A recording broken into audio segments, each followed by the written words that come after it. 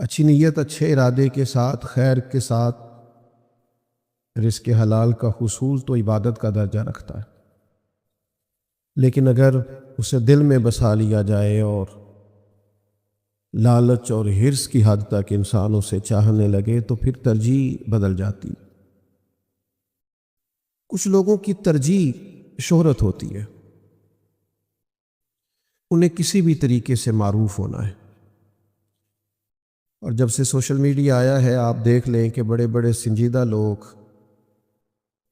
اور چہرے اور وضاحت سے بڑے وزادار نظر آنے والے لوگ بھی شہرت پانے کے لیے کچھ ایسی حرکات کرتے ہیں جو بہرحال ان کی شخصیت سے میچ نہیں کرتی، اچھا نہیں لگتا، محسوس ہوتا ہے کہ اس آدمی نے غلط انداز اختیار کیا ہے آگے جانے کا۔ اور یہ چیزیں روحانی طور پر خطرناک بھی بڑی ہیں۔ یہاں چونکہ اتنے بڑے بڑے بزرگ بیٹھے ہیں، میرے ذمہ لگ گیا بات کرنا تو میں عرض کر رہا ہوں، شہرت اور دولت کی اس طرح کی طلب جو لالچ میں پہنچ جائے، لالچ کی حد تک چلی جائے، یہ بندے کے باطن کو پورے طور پر تباہ کر دیتی ہے۔ نبی کریم علیہ الصلوۃ والسلام نے فرمایا کہ دو بھوکے بھیڑیے بکریوں کے ریوڑ میں کھلے چھوڑ دیے جائیں۔ بھیڑیا تو ویسے ہی خطرناک ہوتا ہے، اور اگر بھوکا ہو تو، اور پھر یہ کہ اسے روکنے والا ہی کوئی نہیں، کھلا چھوڑ دیا گیا۔ کریم فرماتے ہیں دو بھوکے بھیڑیے بکریوں کے ریوڑ میں کھلے چھوڑ دیے جائیں تو اتنا نقصان نہیں کرتے پھر بھی جتنا دولت اور شہرت کی محبت انسان کے باطن کا نقصان کرتی۔ پورا انسان اندر سے اجڑ جاتا ہے، مشینی زندگی ہو جاتی ہے، روحانی طور پر وہ ختم اور کمزور ہو جاتا ہے، اسے پتہ بھی نہیں چلتا۔ ترجیح ہماری کیا ہے؟ دراصل جن بزرگوں کا آج ہم ذکر کر رہے ہیں ان کی ترجیح ہمیشہ دین رہا۔ مفتی صاحب نے سادہ سی اور ٹھنڈی سی اور تھوڑی سی، جو لوگ بچ کے نہیں وقت گزارتے تھوڑا سائیڈ پہ ہو کے، اس طرح کی زندگی گزاری، یعنی وہ شہرت سے بچنے والا پیچھے پیچھے رہتا ہے، اور میرا جی چاہتا ہے ساری نظمیں اس پیارے کے نام کرے۔ خاموش رہ کے جو لوگ پیچھے رہ کے تھوڑا، میری کئی ان سے ملاقاتیں ہوئیں، دھیمے تھے، خوبصورت تھے، اس طرح کے لوگ جنہیں بہت آگے ہونے جانے کا شوق نہیں ہوتا اور اپنا آپ دکھانے کا ان لوگوں کا مزاج نہیں ہوتا، بس جہاں ہے وہاں مطمئن ہے، یہ لوگ اپنا وقت اچھے سے گزار جاتے ہیں اور زمانے کے اتار چڑھاؤ سے اپنے آپ کو بچا کے اللہ کے حضور پیش کر دیتے ہیں۔ کیوں؟ ان کی ترجیح دین ہوتا ہے، کسی بھی طریقے سے دین پھیلے، کسی بھی طریقے سے لوگ دین کے قریب آئیں، ترجیح دین ہے۔ آپ بات کو سمجھیں، نبی کریم صلی اللہ تعالیٰ علیہ وسلم کی اس پر بہت ساری احادیث موجود ہیں کہ حضور نے فرمایا تم نے جہاد کے لیے بھی جانا ہے تو پہلے دین پیش کرنا ہے، اور اگر کوئی دین قبول کر جائے ہمارا جھگڑا ہی کوئی نہیں، پھر واپس آ جاؤ۔ بلکہ ایسا بھی ہوا، موقع نہیں ہے اس روایت کے سارے پہلو عرض کرنے کا، لیکن مشکات میں، بخاری میں، کم و بیش تمام کتب احادیث میں حدیث موجود ہے کہ حضرت اسامہ بن زید فرماتے ایک شخص نے مجھ پر حملہ کیا اور میرا اس نے ہاتھ بھی زخمی کر دیا، اور پھر جب میں نے حملہ کیا تو وہ کلمہ پڑھنے لگا، لیکن میں سمجھ گیا کہ یہ اب جان بچانے کے لیے کلمہ پڑھ رہا ہے، میں نے پھر بھی اسے مار ڈالا، اور جب حضور کی بارگاہ میں عرض کی نا حضور وہ تو جان بچانے کو کلمہ پڑھ رہا تھا تو پھر بھی میں نے مار دیا، تو محبوب فرمانے لگے تم نے دل پھاڑ کے دیکھا تھا کہ جان بچانے کو کلمہ پڑھ رہا، جب پڑھ رہا تھا تو پھر چھوڑ دینا چاہیے تھا، کیونکہ ہمارا مقصود دین پہنچانا، ہماری ترجیح دین ہے۔ جب لوگ لا الہ الا اللہ محمد رسول اللہ صلی اللہ تعالیٰ علیہ وسلم کہہ دیں گے پھر ہمارا ان سے اختلاف ختم ہو گیا۔ تو ترجیح کیا ہے میں آپ کی خدمت میں عرض کروں گا، میری ترجیح کیا ہے یہ میں جانتا ہوں یا میرا اللہ جانتا ہے۔ لوگ تو میرا ظاہری حلیہ دیکھ کے یہی تصور کریں گے نا کہ اس آدمی کا کام دین کا کام کرنا ہے، تو یاد رکھیے گا یہ ترجیح کپڑوں سے، لباس سے، گفتگو سے بھی واضح نہیں ہوتی، یہ بندے کا اور اللہ کا معاملہ ہے کہ یہ چاہتا کیا ہے، بڑھ کس طرف رہا ہے۔ ہماری نا ترجیحات بڑی بدل گئی ہیں، ہم ان چیزوں کے حصول کے پیچھے بھاگ نکلے ہیں جو بہرحال اللہ کے فضل سے ہم تک آئے جانی۔ محنت خوب کرنی چاہیے، جد و جہد خوب کرنی چاہیے۔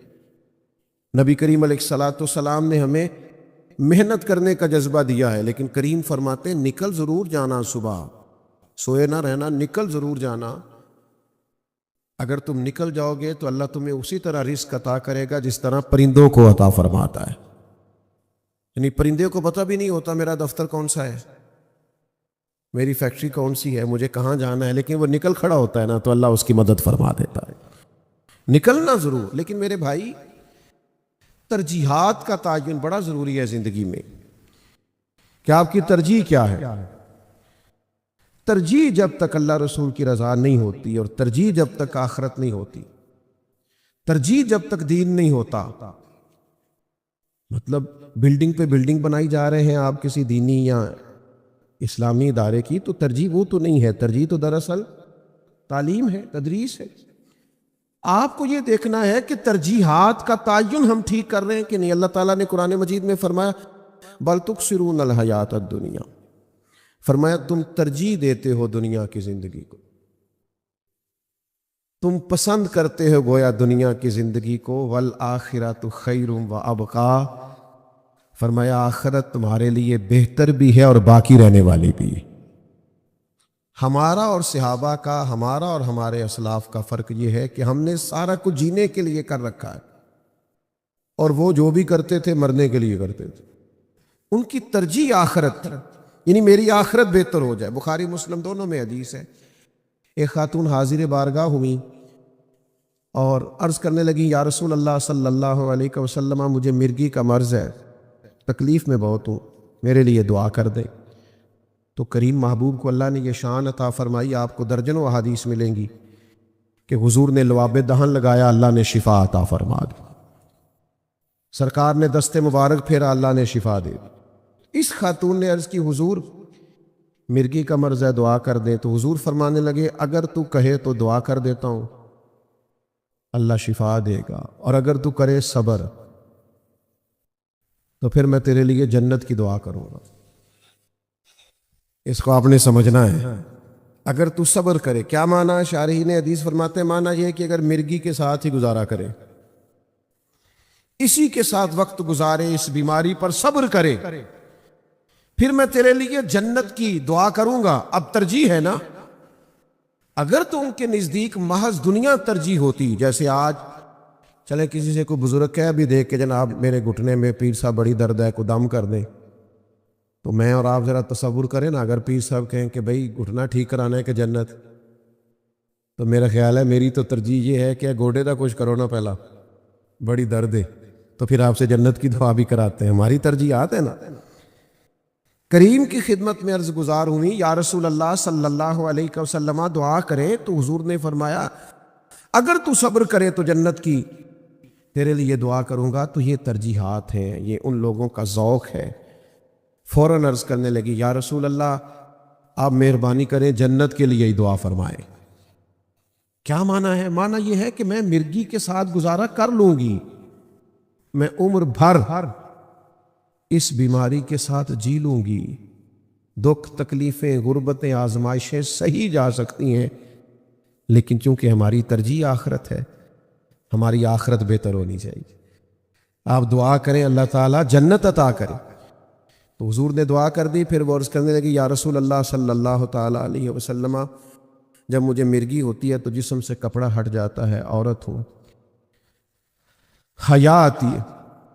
تو محبوب نے دعا کر دی۔ صحابہ فرماتے ہیں جتنی بھی تکلیف ہوتی تھی کپڑے جسم کے ساتھ لگے رہتے تھے، دیر تک وہ بوڑھی خاتون حیات رہیں۔ کوئی باہر سے آتا تھا تو لوگ اسے کہتے تھے جنتی بوڑھی کی زیارت کرنی ہے تو اس اماں کی زیارت کرو، انہیں دنیا میں حضور نے جنت کی بشارت عطا فرمائی۔ تھوڑا سا نا ترجیحات کا تعین کریں۔ میں آپ کی خدمت میں عرض کروں، آخرت ترجیح ہو جائے نا تو کام بھی دیانتداری سے ہونے لگتا ہے۔ آخرت ترجیح ہو جائے نا تو انسان کی مشقتیں محنتیں کسی کام لگنے لگ جاتی۔ جب ہماری ترجیح آخرت ہوگی نا، میں اکثر سوچتا ہوں اتنے بڑے آدمی تھے جناب عمر فاروق رضی اللہ تعالی، اور بڑی مالدار بھی تھے، شروع میں آپ سردار تھے اور پھر اللہ تعالیٰ نے بڑی وسعت دی اسلامی سلطنت کو، تو مال غنیمت آتا تو آپ کو اس میں سے حصہ بھی ملتا تھا۔ 50 ہزار دینار جب بدری صحابہ کو مل رہے تھے تو اللہ نے آپ کو بھی وسعت عطا فرمائی، لیکن ساری زندگی مکان نہیں بنایا کوئی بڑا، کرتے پہ بہت زیادہ پیوند لگے رہتے تھے۔ پتہ کیوں؟ میری سمجھ میں تو یہ آیا ہے کہ اللہ کے حبیب علیہ السلام جب معراج سے واپس آئے تو حضور نے فرمایا، عمر میں آپ کا گھر جنت میں دیکھ آیا ہوں،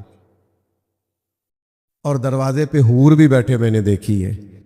تو میری سمجھ میں آیا کہ جن کا جنت میں بن گیا تھا نا، انہوں نے پھر پسند ہی نہیں کیا کہ یہاں بنا کے کیا۔ آپ نے کبھی دیکھا ہے جو لوگ پردیس جاتے ہیں، یہاں سے دبئی چلے گئے، سعودی عرب چلے گئے، کسی اور ایسے ملک میں محنت کرنے کے لیے چلے گئے، وہ وہاں کوئی لمبے چوڑے مکانات نہیں بناتے۔ ہم نے تو دیکھا ہے کہ جو بستر انہوں نے جاتے خریدا تھا نا، 40 سال کے بعد واپس آئے تو بستر وہی تھا، بدلا ہی نہیں۔ کیوں؟ کوئی وہ ایک چھوٹے سے کمرے میں کئی دفعہ 2-4 لوگوں کے ساتھ شیئر کر کے وہ وہاں ایک ہی کمرے میں گزارا کر رہے ہیں۔ وجہ وہ سمجھتے ہیں کہ ہمارا گھر پاکستان میں ہے، ہمیں اگر کچھ خرچ کرنا ہے، کچھ لگانا ہے تو اس گھر پہ لگانا ہے جو ہمارا اصل گھر ہے۔ تو سمجھ لیجئے گا اس بات کو کہ صحابہ بھی سمجھ گئے تھے کہ اصل گھر تو وہ ہیں جو جنت میں ملے، وہ زندگی ہے جو آخرت کی زندگی ہے، ترجیح آخرت۔ لہذا پھر انہوں نے کوئی لمبا چوڑا، حضور نے فرمایا نا دنیا میں ایسے رہنا جیسے مسافر رہتے ہیں۔ ہم نے مسافروں کو لڑائی کرتے نہیں دیکھا۔ کبھی آپ نے دیکھا آپ ایئرپورٹ پہ ہوں اور آپ اپنا سامان رکھ کے، دستی سامان آپ کے پاس جو ہے وہ آپ نے رکھا کرسی پہ، نشست پہ، اور آپ واش روم چلے گئے، تھوڑی دیر کے بعد وہاں کوئی اور بیٹھ گیا تو بندہ جھگڑا کوئی بھی نہیں کرتا، کوئی نہیں کہتا اٹھ میری جگہ تو۔ لوگ اپنا سامان اٹھاتے ہیں اور کوئی اور نشست تلاش کرتے ہیں، وہاں بیٹھ جاتے ہیں۔ وجہ ان کو پتہ ہے ہم مسافر ہیں، فلائٹ آئی اور ہم گئے، جھگڑے کی ضرورت۔ کبھی ٹرین کے پلیٹ فارم پر بھی جھگڑا، بس اسٹاپ پر بھی جھگڑا، چونکہ وہ مسافر ہے نا، ابھی انہوں نے جانا ہے، تو مسافر جھگڑے نہیں کرتے۔ نہ کبھی مسافروں نے یہ کہا ہے کہ یار مجھے تو بہت ٹریول کرنا ہوتا ہے لہذا پلیٹ فارم کی تھوڑی سی جگہ خرید نہ لوں، بس اسٹاپ پہ میں کچھ فٹ جگہ لے نہ لوں پکی، چونکہ مجھے تو بہت زیادہ بس پہ جانا ہے۔ کبھی کسی نے ایسا، مسافر جو ہوتے ہیں نا ان کے رویے کچھ اور ہوتے ہیں، تو حضور نے ہمیں فرمایا مسافروں کی طرح رہنا، مسافروں کی طرح وقت گزارنا۔ تو مسافر زیادہ جھگڑے، ان کو پتہ ہوتا ہے پیغام آیا اور ہم گئے۔ بات ختم کرنے لگا ہوں۔ حضرت علامہ رضوی صاحب رحمۃ اللہ علیہ کی ہم یادیں منا رہے ہیں۔ یاد رکھنا وقت بہرحال گزر جاتا ہے، اس کی اپنی ایک سپیڈ ہوتی ہے، اس کے حساب سے کسی کا انتظار نہیں کرتا۔ اگر کسی نے خیر جمع کرنی ہے تو اس نے خود سے کرنی ہے۔ اسلام کے اندر تو بات ہی بڑی چھپی ہوئی ہے کہ اعمال کا دار و مدار ہی نیتوں پہ ہے۔ بہت سارے لوگ دینی کام کر رہے ہوتے ہیں لیکن اس کے پیچھے بھی دنیاوی مقاصد چھپے ہوئے ہوتے ہیں، اللہ ماشاءاللہ، تو وہ دینی کام دینی رہتا ہی نہیں، وہ بھی دنیا بن جاتا ہے۔ سمجھنے کی بات یہ ہے کہ ہماری ترجیحات کیا ہیں۔ رضوی صاحب رحمۃ اللہ علیہ نے خدمت کی ہے، ڈیوٹی کی ہے، ساری سمجھ ہوتی ہے آدمی کو، گاڑیاں لے لینا اور لوگوں کی توجہ کرا کے بنگلے بنا لینا، بن جاتے ہیں، ذہن لوگوں کو دینا اور عقیدت مندوں اور ارادت مندوں کو تھوڑی سی ادھر توجہ کرانا ہو جاتی ہے، لیکن ان کی توجہ ادارے پہ رہی، ان کی توجہ خدمت پہ رہی۔ یہ تھوڑا سا اپنے آپ کو خود سے سنبھالنا ہوتا ہے، خود سے تھوڑا سا کھڑے ہونا ہوتا ہے۔ جب بندہ استقامت دکھاتا ہے تو پھر اللہ اس کی مدد کے لیے فرشتے بھی بھیج دیا کرتا ہے۔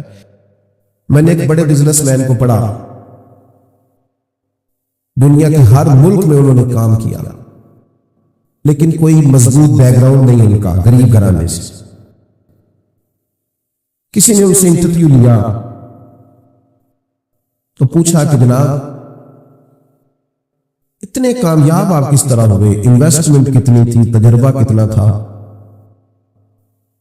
اور مشیر کون کون تھے، اور باقی معاملات کیا تھے؟ یہ جوان ذرا میری بات پر غور کریں۔ آپ اتنے بہترین قسم کے بزنس مین ثابت ہوئے، آخر پیچھے بیک کیا ہے؟ انہیں کو کچھ بھی نہیں، نہ کوئی تجربہ نہ کوئی مال، میں نے صرف ایک کام کیا ہے، لوگوں کا اعتماد نہیں خراب ہونے دیا۔ جس بندے پر لوگ اعتماد کرنے لگ جائے نا تو سب سے مضبوط بندہ ہوتا ہے، سب سے مضبوط۔ آپ کو پتہ ہے حضور علیہ السلام نے فرمایا تہمت والی جگہ سے بچو، جہاں تم پر تہمت لگ سکتی ہے اس جگہ سے، یعنی لوگ تم پر اعتماد کریں۔ بد اعتمادی، میں ایک شادی کی دعوت میں مجھے جانا تھا، تو میرے ایک سنگی گاڑی لے آئے، گاڑی تھی کچھ 1 کروڑ والی، تو میں وہ شادی کی دعوت میں چلا گیا، تو وہاں نا پہلے صرف لوگ میری تصویریں کھینچتے تھے، پھر ساتھ گاڑی کی بھی کھینچنے لگ گئے۔ تو میں انہوں نے کہا میری نہیں دے پائیے دیجیے، یہ کس کس کو بتاتے پھریں گے بات؟ 1 منٹ سے پہلے نا اعلیٰ حضرت بریلوی رحمت اللہ علیہ کی مسجد اس زمانے میں نا تیل کے ساتھ لالٹین جلائی جاتی تھی، جو پرانے لوگ ہیں وہ جانتے ہیں، تو مٹی کا تیل ہوتا تھا تو بدبودار ہے، مسجد میں جلانا جائز نہیں۔ آپ کے ایک مرید ارنڈی کا تیل لے آیا، وہ اسپیشل نکالا جاتا تھا، خوشبودار، مسجد میں انہوں نے جلا دیا۔ اعلیٰ حضرت فرمانے لگے تم تو لے آئے ہو نا کہ یہ خوشبو والا تیل ہے اور یہ جائز ہے، تو یہ ساری دنیا کو بتائے گا کون کہ یہ مٹی کا تیل ہے؟ جو نماز پڑھ کے جائے گا وہ تو گھر جا کے کہے گا کہ مولانا کی مسجد میں جل رہا تھا مٹی کا تیل، کیونکہ اور کوئی ذریعہ ہی نہیں ہے۔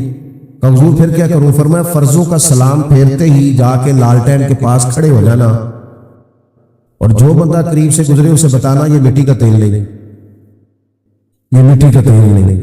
لوگوں کو نا سید ابو البرکات شاہ صاحب رحمۃ اللہ علیہ فرمایا کرتے تھے مولوی جتنا مرضی کہے میں گناہگار ہوں، عاجز بندہ ہوں، لیکن لوگ اس کا اٹھنا بیٹھنا دین سمجھتے ہیں، لوگ دلیل پکڑتے ہیں فلانا بھی تو کر رہا تھا۔ محتاط اپنے آپ کو رکھے، تقوی والی زندگی میں رکھے، اچھے تہمت والی جگہ سے جہاں کوئی بات ہو سکتی ہے اس سے پرہیز کیا جائے۔ یہ ایک الگ عنوان ہے، اس پر بڑے دلائل ہیں، اگر مستقل اس پر بات ہو تو بات کی جا سکتی ہے۔ عرض یہ کرنا چاہتا ہوں کہ اعتبار کریں لوگ، اعتبار۔ ہمارے استاد صاحب رمضان شریف کا آخری جمعہ تھا تو عید کا اعلان کر رہے تھے، تو فرمانے لگے بھئی 9 بجے تک آ جانا، کوشش کریں گے مقررہ وقت پر جماعت کھڑی کر دیں، مناسب وقت پر۔ تو میں نے کہا جناب ساری دنیا یہی اعلان کرتی ہے کہ 9 بجے جماعت ہوگی، کہنے لگے میں نہیں کرتا، 9:02 بھی تو ہو سکتے ہیں۔ اعتماد کریں لوگ کہ یار یہ جو بندہ کہتا ہے وہ بات، ہمارے ہاں اتنے دعوے ہو اتنی باتیں اتنی کہانیاں، لیکن وہ زیادہ تر دعووں میں بات چلی جاتی ہے۔ خوشبو کو بتانا نہیں پڑتا، میں خوشبو بتایا نہیں کرتی، خوشبو تو آیا کرتی ہے، خوشبو کو آنا چاہیے، اسے بتانا۔ اعتماد حضرت ابوبکر صدیق کا کمال پتہ کیا ہے؟ ان پر امت نے بھی اعتماد کیا ہے، صحابہ نے بھی اعتماد کیا ہے، اہل بیت نے بھی اعتماد کیا ہے، اور سب سے بڑی بات یہ ہے ان پر مدینے والے رسول نے بڑا اعتماد کیا۔ یہ بڑا کمال ہے، یعنی حضور ان پر اعتماد کرے۔ اعتماد یہ میں نے بہت بڑی بات کر دی اگر آپ کو سمجھ میں آیا ہے۔ حضور جن پر اعتماد کرے، بڑی باتیں ہیں ان کی فضیلت میں، لیکن ایک روایت پڑھتا ہوں تو کبھی کبھی جی کرتا ہے قربان جائے ابو بکر صدیق پر۔ حضور فرمانے لگے ابو بکر میرے پاس جس کے پیسے آئے میں نے امانت سمجھ کے خرچ کیے، لیکن جب ابو بکر کے آئے میں نے اپنے سمجھ کے خرچ کیے۔ یہ اعتماد ہے، یہ اعتماد ہے، اور صحیح بخاری میں موجود ہے، رسول پاک علیہ السلام نے ایک دن فرمایا ایک آدمی نے بیل پر سواری کی تھی یا سامان رکھا تھا تو بیل بول پڑا، اس نے کہا میں سواری کے لیے نہیں ہوں، میں تو ہل جوتنے کے لیے ہوں۔ سواری کے لیے تو گھوڑا گدھا اونٹ ہوتا ہے، بیل بول پڑا، لوگوں کو تعجب ہوا بیل کیسے بولتا ہے۔ اس محفل میں نہ جناب صدیق اکبر تھے، نہ سیدنا فاروق اعظم تھے۔ حضور فرمانے لگے رب چاہے تو بیل بول سکتا ہے، اس پر میں بھی ایمان لاتا ہوں، میرا ابو بکر بھی لاتا ہے، عمر بھی لاتے ہیں، اور وہ موجود ہی نہیں ہے۔ حضور کا اعتماد ہے کہ جو میں کہہ دوں گا وہ فوراً، اس طرح کے دو بندے بھی زندگی میں مل جائیں تو مزہ آ جاتا ہے۔ اگر کچھ لوگ طے کر لینا زندگی میں کہ ہم نے نا جی مان جانی ہے، میں کہہ چکا ہوں غیر مشروط اطاعت صرف اللہ رسول کی ہے، باقی مشروط ہے کہ شریعت کے اندر حکم دیا جائے۔ حضرت ابوبکر صدیق نے اعتماد بنایا، تین چیزیں اپنی زندگی میں پیدا کرے، ایک تو شعور بیدار ہو جائے، پھر ضمیر کو سلایا نہ کرے۔ ہر بندے کو پتہ ہے نا نماز فرض ہے، اس کے لیے یہ پی ایچ ڈی کرنے کی ضرورت ہے، پتہ ہے نا، تو پھر اب اس پر تقریر کرنے کی ضرورت ہے کہ نماز پڑھنے کی ضرورت ہے۔ حلال حرام، حضرت رومی فرمایا کرتے تھے یہ حلال حرام کی تمیز اللہ نے بندے کی فطرت میں رکھ دی ہے، بندے کو خود پتہ ہوتا ہے یہ میرے لیے جائز ہے کہ اس کی طبیعت میں اللہ نے رکھ دی ہے، شرط یہ ہے کہ عمل کرے گا، عمل نہیں کرتے لوگ۔ تو ایک تو جب شعور بیدار ہو جائے پھر ضمیر کو سلائے نہیں، اسے بیدار کرے، قبول کرے اس ساری چیزوں کو۔ دوسری بات اللہ رسول کے معاملے میں نا اب کو ضرورت نہیں ہے کہ بڑی لمبی بحث ہوگی فلاں چیز، ہمارے ہاں لوگوں نے سمجھا دین شاید صرف پیسوں میں نہیں آیا، معاذ اللہ۔ غیر مشروط اطاعت کرے، جس کو شریعت نے حلال کیا وہ حلال ہے، جسے حرام کیا وہ غلام ہے۔ کسی چیز کی وقتی طور پر حکمت نہ بھی سمجھ میں آئے تو پھر بھی غلامی کر دے۔ تیسری بات یہ ہے کہ اعتماد اپنا بحال کرے، دنیا میں تھوڑی باتیں کرے، تھوڑے دعوے کرے، تھوڑی سے تھوڑی زندگی کے اندر آپ اعلانیہ بات کریں کہ میں یہ کر دوں گا، تھوڑی، زیادہ نہیں، کم سے کم باتیں اپنی زندگی میں کرے، اور دعوے تو بالکل نہ کرے۔ اللہ کے عاجز بندوں کو دعویٰ سجتا ہی نہیں، دعویٰ سجتا ہی نہیں۔ ہاں کبھی علماء کوئی بات کریں گے کسی مخالف کو جواب دینے کے لیے، کسی باطل کو، وہ ایک معاملہ الگ ہے، لیکن ہم جو عوامی لوگ ہیں آپس میں جو بڑے دعوے، ہمارے رشتے کیوں کمزور ہو جاتے ہیں؟ بچی والے جو بتاتے ہیں وہ ہوتا نہیں، بچے والے جو کہتے ہیں وہ ہوتا۔ تو رشتے میں جب اعتماد ختم ہوتا ہے تو ہر چیز ختم ہو جاتی ہے۔ اعتماد۔ ایک بات اور عرض کرنی ہے، مسجد جو ہے نا، مسجد، اس کے بارے میں قرآن مجید نے یہ فرمایا ہے کہ مساجد انما یعمر مساجد اللہ من آمن باللہ والیوم الآخر۔ دو جملوں میں قرآن نے مکمل اس مضمون کو سمیٹ لیا، فرمایا اللہ کی مسجدوں کو وہی لوگ آباد کرتے ہیں جو اللہ اور آخرت پر ایمان رکھتے ہیں۔ مسجد میں چندہ بھی ضرور دیا کریں، خدمت بھی ضرور کیا کریں، لیکن مسجد سے نا پیار کریں، مسجد سے محبت ہونی چاہیے۔ پھر دہراتا ہوں بات، یہ بڑی سادی بات ہے پر بڑی ضروری بات ہے، مسجد سے پیار کریں، مسجد سے پیار ہو جائے، نہ محبت ہو جائے۔ ہمارے ایسا فرمایا کرتے تھے مسجد کمیٹی کی نہیں ہوتی، اللہ کی ہوتی ہے۔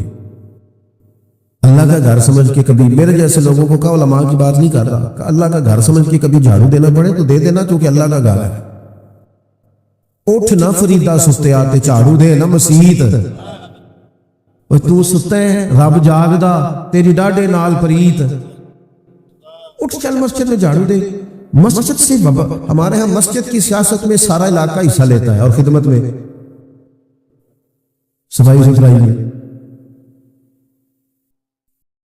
تھوڑا سا نا ذوق ہونا چاہیے، مسجد سے پیار ہونا چاہیے۔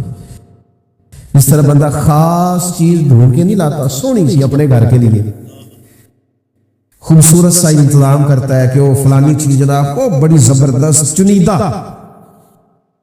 اس طرح خاص چیز ہو، مسجد کے ساتھ خاص دلچسپی ہو. میں حرم شریف میں تھا تو میرے آگے آگے کوئی باپ بیٹا تھے یا دادا پوتا تھے، تو وہ فون کر رہا تھا، اور مسجد دی موٹر صحیح کرا لیجیے کہ نہیں، بابا جی فون کر رہے تھے.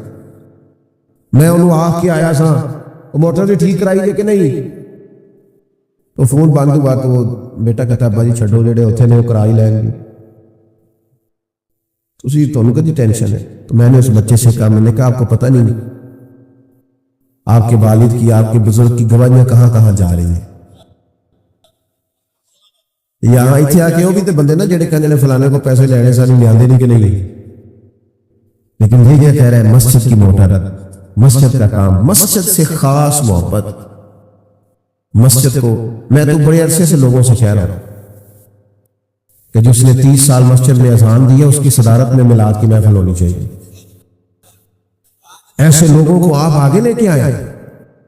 مسجد کے ساتھ خاص وابستگی، مسجد سے ذوق. آپ کو پتہ ہے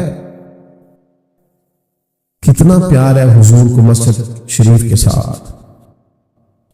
یعنی صحابہ فرماتے خود مسجد نبوی کی تعمیر میں حضور اینٹیں اٹھا اٹھا کے لاتے.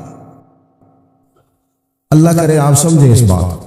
یہ ذوق ہے کہ گھر ازواج مطہرات کے بعد میں بنے، اپنے لیے اجرا بعد میں بنا، مسجد شریف کو پہلے بنایا.